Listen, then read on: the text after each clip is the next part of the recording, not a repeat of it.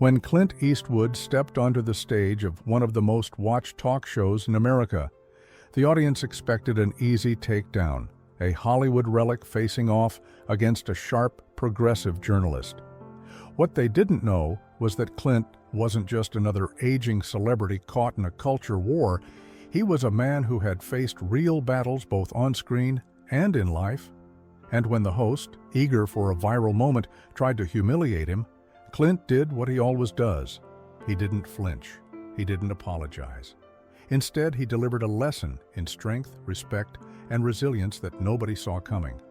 It was a studio buzzing with tension, the kind of energy that crackled through the air, thick with anticipation. This wasn't just another talk show segment. This was a moment, a showdown. The Ethan Caldwell Show had built a reputation for viral moments, for interviews that weren't just conversations, but cultural battles. Clips from this very stage had sparked national debates, Twitter wars, even protests. Ethan Caldwell, the show's host, wasn't just a journalist. He was an activist, a firebrand, a self-proclaimed voice of progress. And tonight, he had his next target sitting right across from him, Clint Eastwood, a legend, an icon, a man whose mere presence carried the weight of 6 decades of Hollywood, grit, and old-school masculinity. He had built his career playing outlaws, warriors, and lone wolves who didn't bow, didn't bend, didn't break. The kind of man who didn't care about cultural shifts because he had already lived through them. And now he was sitting in a chair across from Ethan, his posture relaxed, legs apart, hands resting loosely on his thighs. He looked comfortable, too comfortable. Ethan, meanwhile, was poised, polished, prepared. His tailored suit, subtle makeup, and signature square-framed glasses were all part of the brand, modern, intellectual, cutting edge. The audience, a mix of young progressives and Hollywood elites, had come expecting a takedown. They were ready to see the 93-year-old actor fumble, squirm, get exposed. As Clint walked onto the stage, the reaction was mixed. Some clapped politely, others sat stiff, arms crossed. A few whispered, smirking. Ethan, seated with one leg elegantly crossed over the other, extended a manicured hand as Clint settled into his chair. "Mr. Eastwood," he said, smiling like a fox who just invited the hen to dinner, "it's an honor to have you here." Clint nodded. "Sure." The room tensed. Ethan kept the grin, but his eyes sharpened. The game had begun. Ethan folded his hands in his lap, a posture that screamed control. He started warm, friendly, disarming. "You're a legend, Clint. No doubt about it." The audience clapped on cue, a few even cheering. Clint gave a small nod of acknowledgement, his face unreadable. Ethan continued, his voice smooth, too smooth. "You've had a career spanning generations, from the gunslingers of the Wild West to the war heroes, the tough, no-nonsense men who fought, survived, and never backed down." A pause, a shift, a smirk. "But times are changing. Do you think the traditional tough guy masculinity you represent is, well, outdated?" The audience chuckled. Some leaned forward, sensing the setup. This was it. The first jab, the first chisel at the statue. Clint exhaled through his nose, slow and measured. Then he leaned back, his arm resting across the chair, eyes locked on Ethan. He smirked. "You tell me," he said, voice low and steady. "You think being strong is outdated?" The room froze for half a second. Ethan tilted his head, eyes glinting. He was good at this. He'd had these conversations before. He'd brought down politicians, CEOs, actors who didn't know how to dance around the cultural landmines. "Well," Ethan said, choosing his words carefully, "I think we've evolved past the need for men to define themselves by toughness alone." Clint tilted his head, not in confusion but amusement. "Is that right?" Ethan pressed forward, confident now. "I mean, look around. The world is more open, more inclusive. We've moved past this idea that being a real man means being stoic, unemotional, aggressive.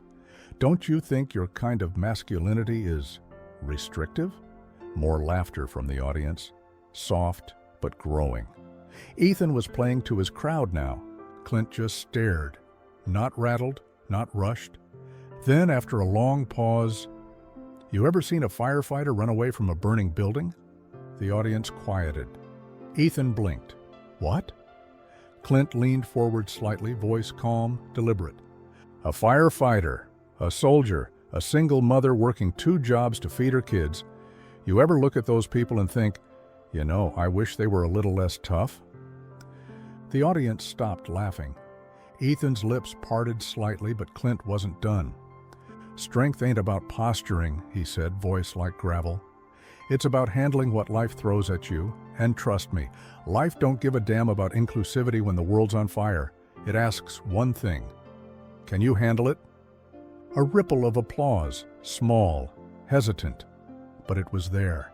Ethan's jaw tightened, and in that moment, everyone in the room knew he had just lost the first round.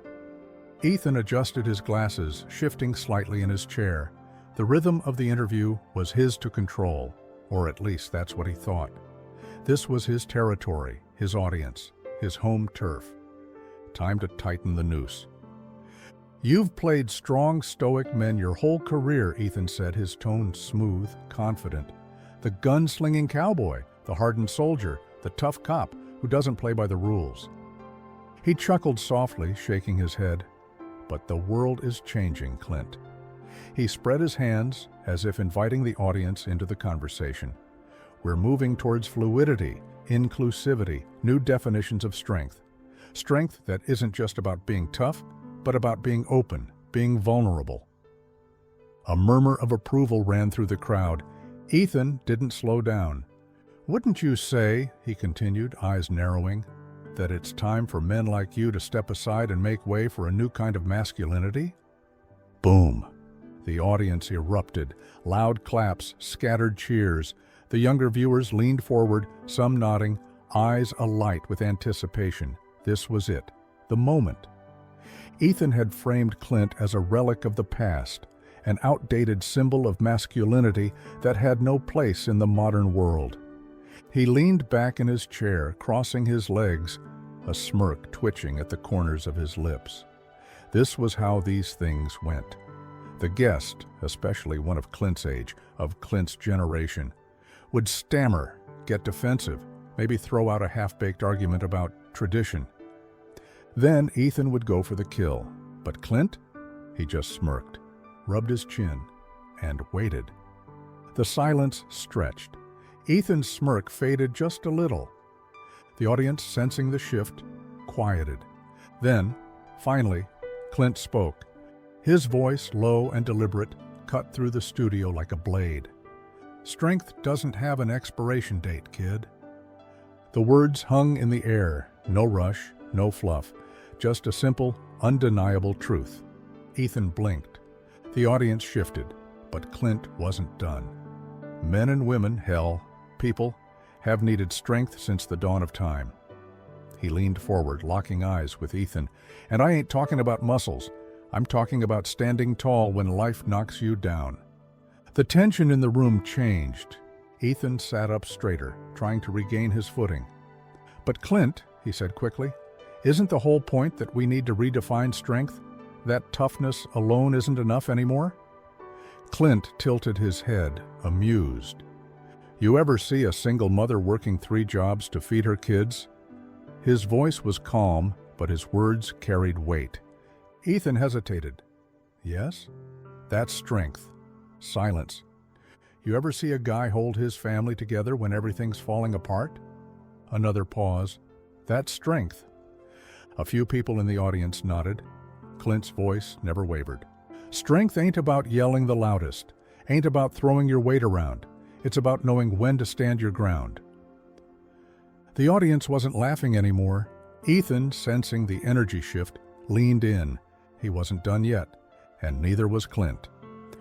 Ethan leaned forward, his hands folded neatly on the desk, his carefully curated calm barely concealing the sharp edge in his tone. The energy in the room had shifted, But that didn't mean he was about to lose control. Not yet. He had a job to do, and that job was to expose Clint Eastwood as a symbol of the past. A man clinging to outdated values in a world that had long since evolved beyond them. "But Clint," Ethan said, his voice slow, measured, "don't you think masculinity itself is harmful?" A pause. The audience clapped in agreement. "The whole tough guy thing discourages men from expressing vulnerability," he continued, his confidence growing. "It upholds a toxic system that excludes women, non-binary people, and people like me, transgender individuals who redefine gender itself." The audience cheered loudly, some even standing up. Ethan had played his best card. He could feel the momentum shifting back in his favor. Clint just watched him, unfazed. Then, slowly, he tilted his head, studying Ethan like a man sizing up a wild horse, deciding if it was worth taming or just letting it tire itself out. And then, without a flicker of hesitation, he spoke. "You ever seen a firefighter run away from a burning building?" The audience stilled. Ethan's smirk faltered. "Excuse me?" Clint's voice didn't waver. "A soldier refused to defend their country?" A deep silence settled over the crowd. A single mother quit because things got hard? Even the applause from before felt like a distant memory. Then Clint delivered the gut punch. "The world doesn't care about your pronouns when it's on fire. It cares if you can handle the heat." Dead silence. A few gasps rippled through the room. Someone in the back coughed. The host's jaw clenched. And for the first time that night, Ethan Caldwell looked unsure. A murmur ran through the crowd. It wasn't the enthusiastic, mocking laughter from earlier. It wasn't the smug satisfaction of watching a Hollywood relic stumble. It was uncertainty. Some nodded. Some shifted uncomfortably in their seats. A few audience members even exchanged glances, as if silently re-evaluating the conversation in real time. Ethan let out a tight chuckle, trying to shake off the moment, reframe it, redirect it. He flicked his pen between his fingers, forcing a smirk. "So, what? You're saying identity doesn't matter?"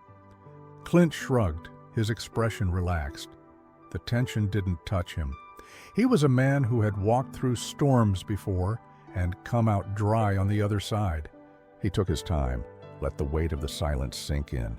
Then, finally, "I'm saying when life gets tough, people don't ask if you're woke. They ask if you can survive." Boom. The audience erupted. Not just polite applause, not just a smattering of hesitant approval. Thunderous, roaring applause. People stood up, clapped, cheered.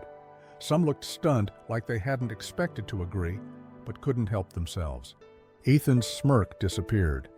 For the first time in the entire interview, he looked rattled. He shifted in his seat, forcing another strained laugh. But the power dynamic had already flipped. This wasn't his stage anymore. It belonged to Clint. Ethan forced a smile, the kind of smile that a poker player gives when he realizes his hand isn't as good as he thought. He sat up straighter, adjusting his suit jacket, trying to regain control of the moment. "I hear you, Clint, I do," he said, voice smooth but just a little too forced. "But let's be honest, your views are from another era." A chuckle rippled through the audience, but it wasn't as strong as before. Some laughed a little too late, unsure if they were still on the winning side of this exchange. Ethan pressed on. "We're evolving past that now. Don't you think it's time to move forward?" He leaned in slightly, hoping to frame Clint as the stubborn old man refusing to keep up with the times. Clint raised an eyebrow. Then he did something unexpected. He laughed. Not a full laugh, not mocking, just a low, amused chuckle. "Moving forward," he repeated, voice carrying that signature gravelly weight. He shook his head, looking out toward the audience like he was talking to them, not just the host. "You sure about that?" The air tightened. "'Cause from what I see," Clint continued, his voice low but commanding, "people today are more miserable, anxious, and lost than ever before." Ethan's face twitched. Back in my day, people built things. Now, Clint sighed, they tear things down. The audience reacted. Some clapped. Others shifted uncomfortably in their seats. A few people crossed their arms, like they didn't want to admit he had a point. Ethan glanced at his producer off camera, sensing the conversation was slipping away from him. He needed to regain control.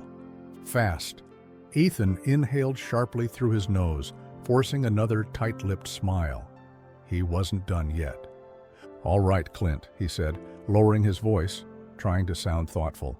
"But don't you think the world should be more inclusive? Shouldn't we embrace change?" He leaned forward, waiting for the knockout blow, waiting for Clint to finally fumble. Clint didn't even blink. Instead, he leaned in, too, just slightly, just enough to make it personal. "Inclusion," Clint said, voice calm and steady, "ain't about forcing people to agree with you." He let the words hang in the air for a moment. It's about letting people think for themselves. Boom! The crowd erupted. It wasn't just applause now. It was cheers. Loud, undeniable cheers. Ethan froze for half a second, eyes darting toward the audience. He opened his mouth to counter, but Clint? He wasn't done.